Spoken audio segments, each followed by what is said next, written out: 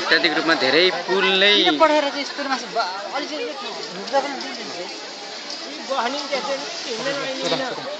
यो चाहिँ पुलले अलिकति भाँचिने लागेको अवस्था चर्किएको अवस्था छ हैन यो चाहिँ देवघाटमा जाने भक्तजनहरूलाई चाहिँ भिडभाड रोक्नका लागि चाहिँ हामीले चाहिँ यहाँ स्थानीय निकायबाट के पहल भइरहेको छ हामी चाहिँ कुरा गर्न चाहन्छौँ तपाईको यो चाहिँ के हो यो धेरै भिड भएको अवस्था छ आज श्रावणको लास्ट सोमबार हैन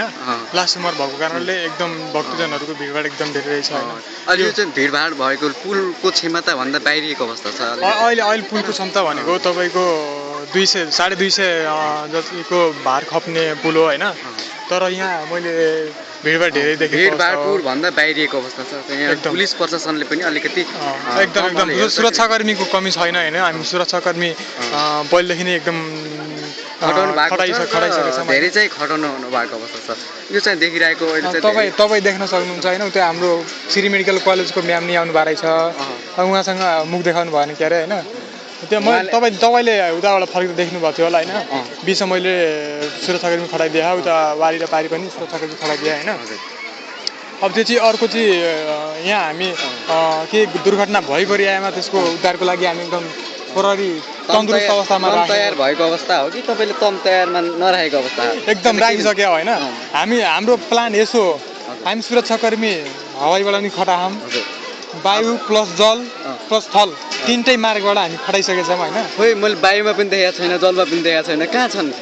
थलमा त तपाईँ देख्नु भयो हैन अब वायुमा त हेलिकप्टर एकदम तैनाथ अवस्थामा रहेको अवस्था छ हैन तलतिर तपाईँको पानीभित्र सुरक्षाकर्मीहरू खटियालाई छन् केही घटना भइपरि आएमा तुरन्त त्यसको उद्धार कार्यक्रमलाई अगाडि बढाउनु छ हामी यो चाहिँ भक्तजनहरू चाहिँ अत्याधिक रूपमा अलिकति वृद्धि विकास भइरहेको छ हैन एकदम हजुर यो चाहिँ भिड पनि अत्याधिक रूपमा छ हैन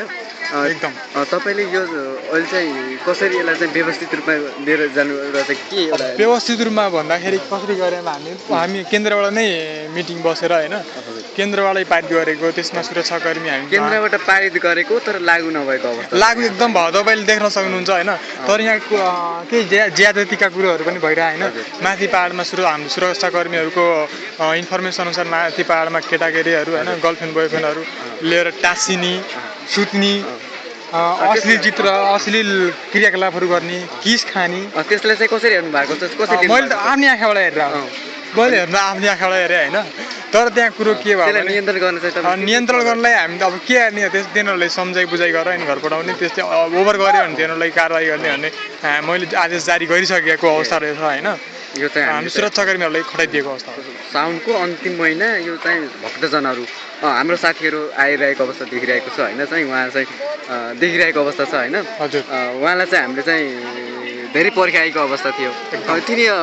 आफू सिकी भएर हो कि नआएको हो तिनीहरूले आफै सोच्नु पर्ने तिनीहरू एकदम सेल्फीमा व्यस्त छन् हैन तिनीहरूलाई अब हामी के गर्ने हैन तिनीहरूले आफै सोच्नु पर्यो त्यो अनिल हो रविन्द्र जस्तो लाग्यो भाइहरू त खुच्चे हैन तिनीहरूलाई कति पुर्याम हैन तिनीहरू सेल्फी खिच्दा बिहानदेखि नै बिहान 5-2 बजेदेखि नै भक्तजनहरूको यतिकै मात्रामा भिडभाड रहेको अवस्था छ हजुर आखिर यो देवघाटको के महत्त्व छ देवघाट भनेको धार्मिक तीर्थस्थल हो